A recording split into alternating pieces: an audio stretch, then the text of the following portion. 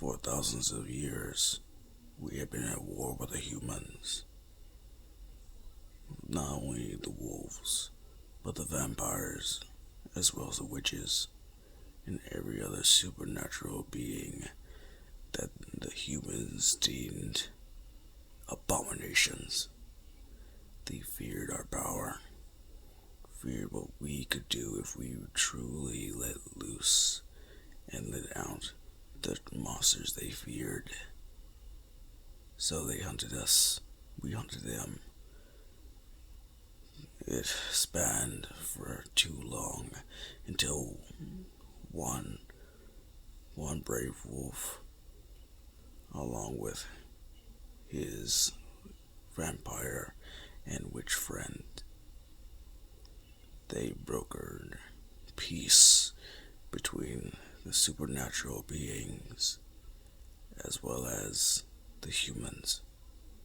And for a time, all was right with the world. That is until a mysterious stranger showed up. He used his honeyed words to drive a wedge between the humans and us. Started making us think that maybe we should have been ruling over them. We have the capabilities. We have the longevity. We have the numbers. If we didn't, we could always make more.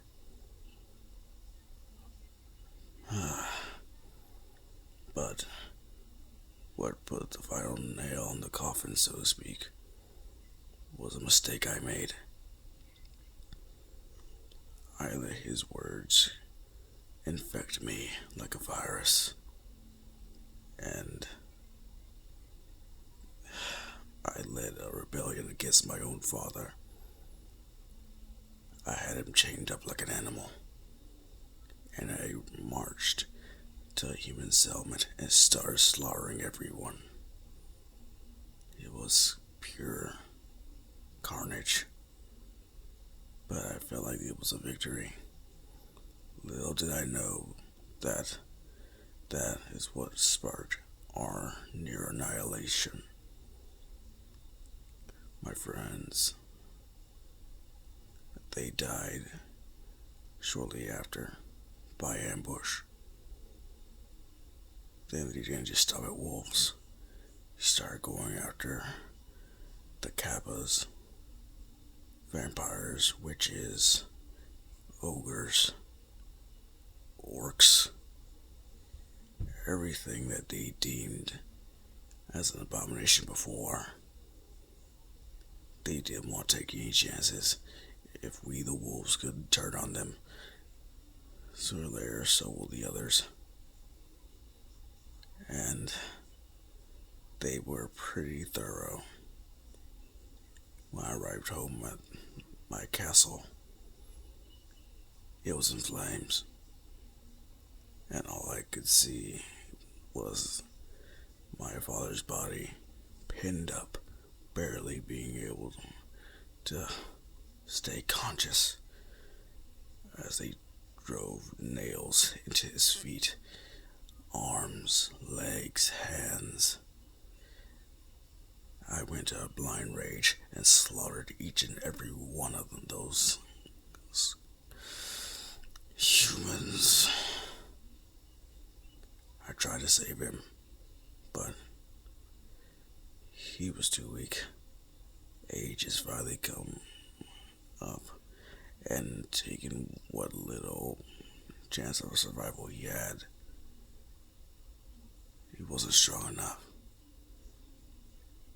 But all was not lost, for he told me of a way for me to make things right, to fix this. He said that I needed to go into hiding, blend in with the people, play nice, make sure you don't ever learn who you really are, scour the globe, keep your nose clean. So that's what I did. But before I left, I met up with my two closest friends. They they told me that they received the same order, and despite this heartbreak, due to my actions, due to what I believed was our birthright, what we should have done before,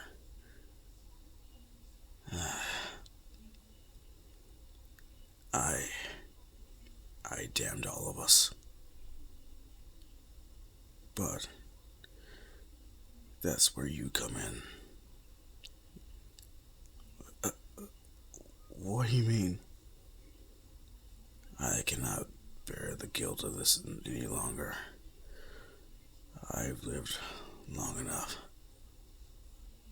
I want to pass on the mantle of Wolf King to you, young Izuku. But before I go, I wish to train you. Before you inherit my power, I want you to strengthen yourself in this world of heroes, villains. Sometimes it's a warrior or a soldier that's truly needed. But if you do not want this power, I understand.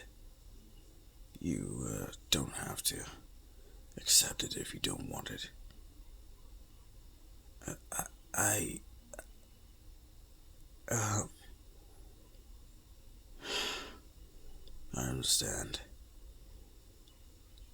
Well, will you at least do me the honor of me training you, young man?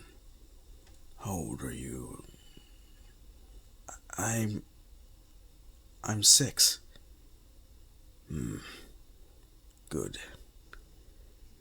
We should start training soon. Come by the forest. I'll be waiting by the river. As Izuku, he goes home. And he tells his mom about this strange man he found, barely just conscious after seemingly getting quite the beating.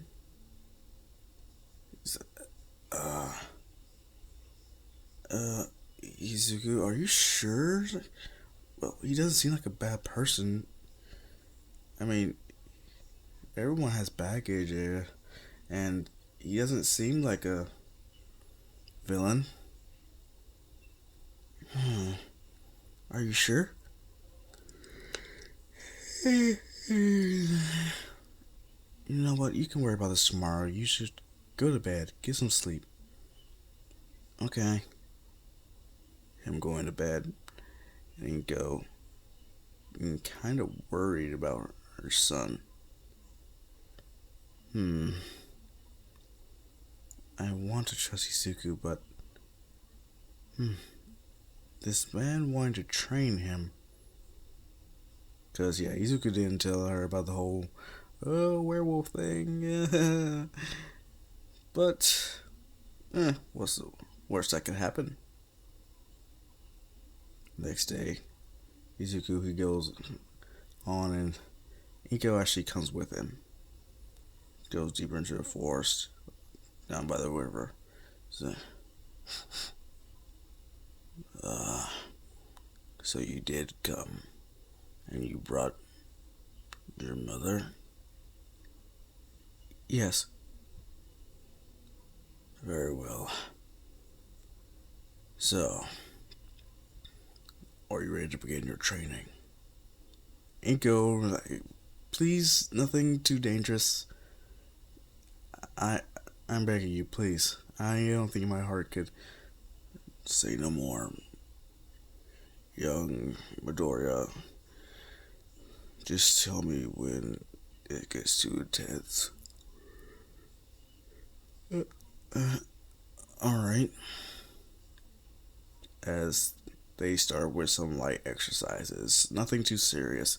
Just trying to get Izuku's body more built and toned before they actually start fighting. Is Inko, she is slowly warming up to the thought of Izuku training. Heck, if he becomes a hero or not, it's truly up to him. But she definitely likes the confidence all this training is actually giving him. He feels better on himself. He's healthier. He's more calm. He's not really fidgeting around. He's writing his journals not only about heroes but his training methods. When he actually did battle training is when Inko's kind of scared. But the soon-to-be former Wolf King is pretty much, there's no need to worry. I will do my best to keep this boy from suffering too grave injuries. I will use my quirk. Okay. I'm deciding to trust you.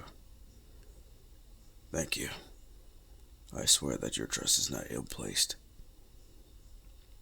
I will train him to be the greatest hero the world has ever known. But wait, didn't you just say shh? What? Nothing. Just talking about my past. Huh. Okay. As months turn to years, Izuku, he's pretty much ignoring Bakugo as well as his other friends. People realizing that, does Izuku look different to you? Noticing that, yeah, he's pretty built. He hasn't received his power yet, but at the very least, he can take on quite a bit of people at once, as long as he knows what he's dealing with. But when it's time for him to inherit this power, he's 13, about to be 14. You have done well. Now, before I give you this power, I would like you to meet my friends. Wait, what? You're still in touch with them? Of course. In fact, I've heard that they've found their successors as well. Really? Of course. In fact, it would be very problematic if they didn't. At the very least, come. We'll rendezvous at the same usual spot. Next day, Izuku, he's like, what? Who are you? Oh, my name is Shinso. Oh, okay. And I am the werewolf king.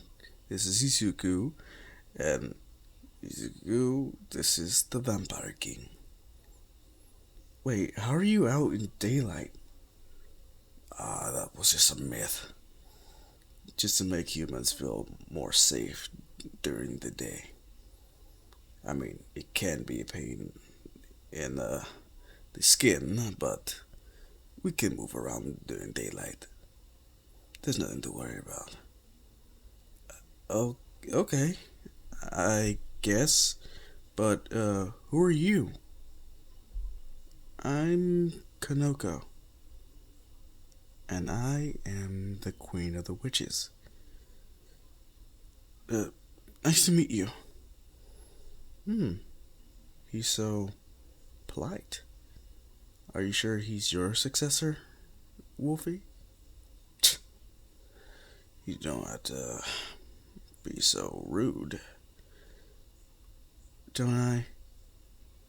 Aren't you the one who started this whole I know. But in my defense, it's not completely my fault. Oh, isn't it?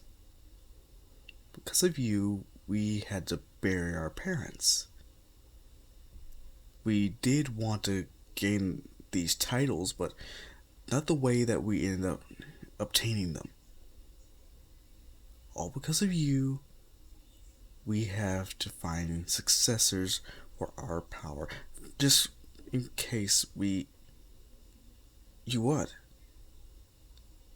You die. This is when Kanoko and Shinso just look at Izuku, then look back at their masters. You're gonna die? You told him? I didn't want to be around the bush. He needed to know. Didn't want him to be surprised when I suddenly disappear or leave without trace. When did you find this boy precisely when you told him? When? He was, let's see, 6? You told him you... why you werewolves gotta be so blunt? What's that supposed to mean? I'm just saying, you didn't have to drop such a, what'd you call it? Knowledge bomb or bomb something? Yeah, right. You didn't have to drop that on a kid at such a young age. So, he's mentally prepared for possibly never seeing you again? I mean, with my magic, I can at least let you guys survive another millennia or so, but no. Our time has come. It's time for us to leave this in the hands of the younger generation. All we can do is hope for the best. So as soon as you transfer your power to us, that's when you leave? No, not. Think of it like this. We will still live on, but within you, in a way. Think of it as having a piece of us within you. We will be able to have somewhat of a conversation within your mindscapes. But as for the physical plane itself, we will no longer exist. Only within our power, within you, will we still remain. As Kanoko, Shinso, they start tearing up. Shinso, because when it came to being trained by the Vampire King, it was an exciting experience. Him learning how to actually fight instead of just relying on his quirk, which is actually still the same. He still got bullied for, saying how he's just going to be a villain. He has a villain quirk. But, being a successor to the Vampire King, that's gotta be pretty awesome. As for Kanoko, she loved the little magic tricks and displays of illusionary type of things like a glamour spell that the Queen of the Witches used to make her look completely different. And she actually had a good time. Actually seeing her as you could say, older sister, if not a mother. At least second mother. But hearing that she's going to be gone, though still somewhere within her still there, is a lot to take in. So, this is it, right? Yes. But what if you guys want to talk to each other? Hmm. Actually, that may still be possible. But only if you three are within the vicinity. What? You see, we are the best of friends. Have been for years and years. We we have a bond, and we are in a way bonding ourselves to you, and yada yada yada. Explanation this, explanation that. Me trying to sound smarter is, yeah, they're pretty much, yeah, they're tearing up. Izuku has been trying to keep his composure, but the Wolf King has pretty much been the best thing to ever happen to him, especially after I learned that he was quirkless. And as for oh man, this is gonna be so much fun because there might be a detail or two that y'all didn't catch in the thumbnail. Either way, with those last words, the final sentiments, Izuku gains the power of latest, the late Wolf King, Shinso, Vampire King, and Kineko. Yeah, the Queen of Witches, as their predecessors fade off with the breeze. Them hold back their tears as they watch with heavy hearts some of the most important people in their lives just fade. And with that, I am going to end off this part. Have a nice day.